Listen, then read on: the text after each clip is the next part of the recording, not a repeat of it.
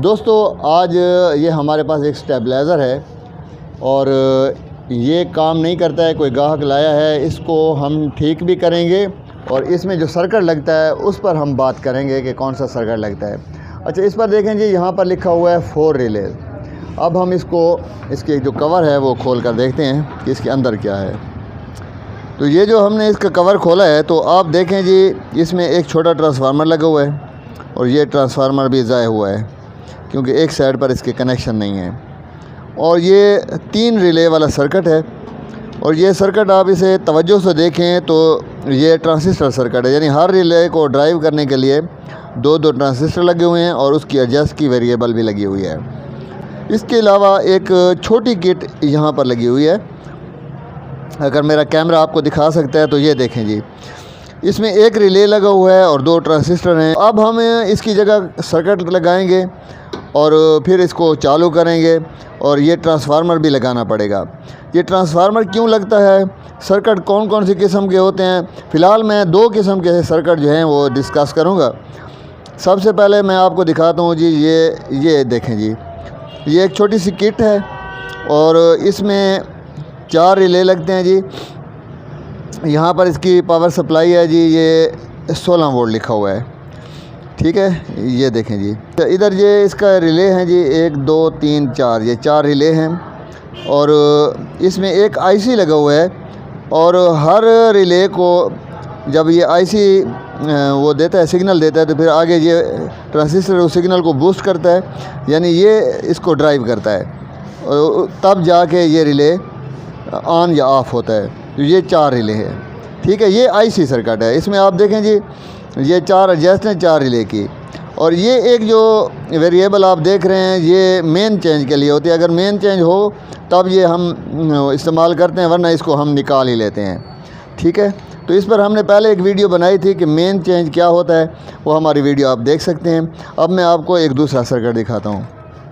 ये देखें जी, ये सर्किट है जी, ये भी 4 रिले है और ये किट इस तरह से बनी हुई है कि इसमें हम बड़े रिले जो एल टाइप होते हैं वो भी लगा सकते हैं और उसकी जगह ये इस शेप के छोटे रिले जो हैं वो भी हम इस्तेमाल कर सकते हैं।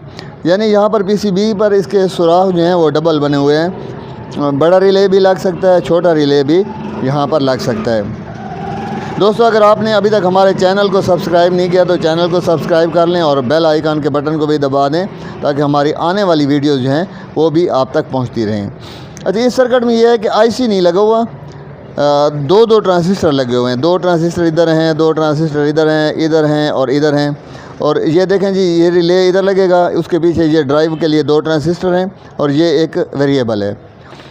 अब इस सर्किट में और इस सर्किट में क्या फ़र्क है, ये एक सवाल है जो आपके जहन में यकीनन आया होगा। तो ये भी हम आपको समझाते हैं कि इन 2 सर्किट में बुनियादी फ़र्क कौन सा है और इसमें जो है हम ये जो इजाफी ट्रांसफार्मर लगाते हैं ये क्यों लगाते हैं या क्यों नहीं लगाते, दोनों वजह आपको बताएंगे। अगर आपने हमारे चैनल को अभी तक सब्सक्राइब नहीं किया तो प्लीज़ हमारे चैनल को सब्सक्राइब कर लें और बेल आइकन के बटन को भी दबा लें ताकि हमारी आने वाली वीडियोस आप तक पहुंचती रहें।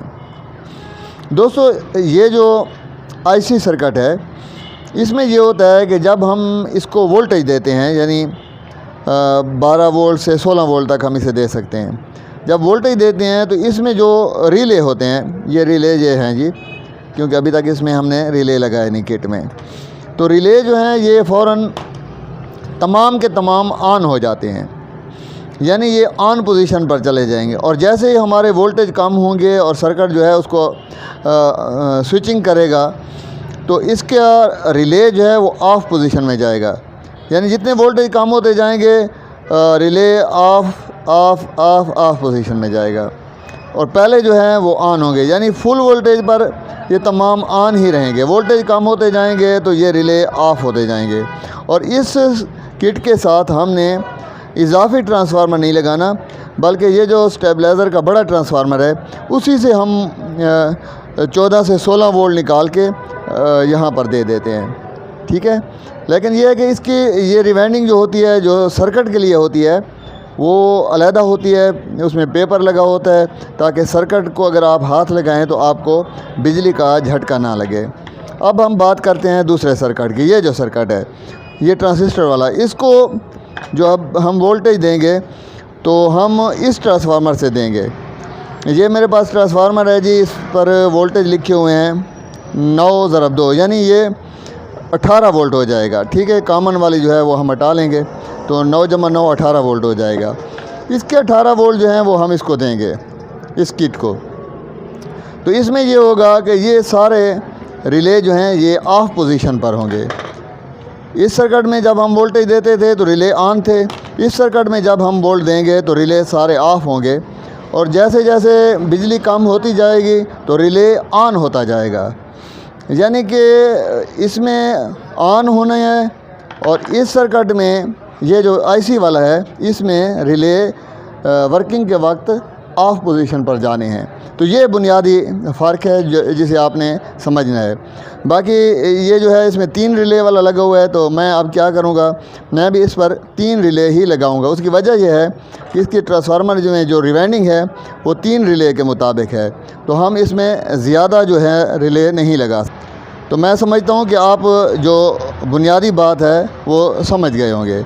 अब मैं इंशाल्लाह इसको फिट करूँगा और फिर आपको दिखाऊँगा कि ये किस तरह से काम करता है। इन सब रिले के हम एडजस्ट करेंगे, और एडजस्ट करने के लिए आपको पता है कि आपके पास एक वैरिक होता है रेगुलेटर टाइप, उससे हम वोल्टेज कम करते हैं और फिर आउट पर देखते हैं कि हमारे पास 220 वोल्ट आ रहे हैं या नहीं आ रहे। तो ये तरीक़ाकार है।